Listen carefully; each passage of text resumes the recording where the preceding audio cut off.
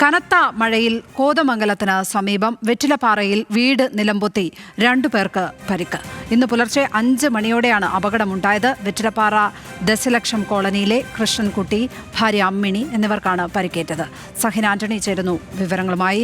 സഹിൻ, രാവിലെ ഉണ്ടായ അപകടത്തിലാണ് ഇപ്പോൾ 2 പേർക്ക് പരിക്കേറ്റിരിക്കുന്നത്. ഇവരുടെ പരിക്ക് ഗുരുതരമാണോ? എന്താണ് ലഭിക്കുന്ന വിവരങ്ങൾ?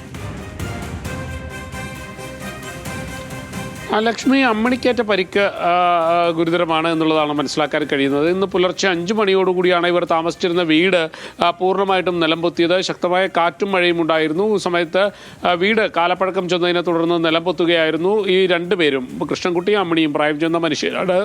ഇവർ 2 പേരും അപ്പോൾ ആ സമയത്ത് വീട്ടിലുണ്ടായിരുന്നു. ഈ 2 പേരും അവിടെ ഉള്ള സമയത്താണ് വീട് നിലംപൊത്തിയത്. അവരെ പിന്നീട് നാട്ടുകാരെത്തിയാണ് പുറത്തെത്തിക്കുകയും വൈദ്യ സഹായം നൽകുകയും ചെയ്തത്. ഇപ്പോൾ അമ്മിണിയും കൃഷ്ണൻകുട്ടിയും കളമശ്ശേരി മെഡിക്കൽ കോളേജിൽ ചികിത്സയിലാണ്. പിണ്ടിമര പഞ്ചായത്തിലെ വെറ്റിലപ്പാറയിലാണ് ഇത്തരത്തിലുള്ള ഒരു അപകടമുണ്ടായത്. അവിടുത്തെ ഏതാനും വീടുകളൊക്കെ ഇങ്ങനെ കാലപ്പഴക്കം ചെന്ന വീടുകളാണ്. അതിൻ്റെ എണ്ണം കൂടുതലാണെന്നാണ് മനസ്സിലാക്കാൻ കഴിയുന്നത്. എന്തായാലും ഇത് സംബന്ധിച്ച് നാട്ടുകാർ വലിയ പ്രതിഷേധത്തിലാണ്.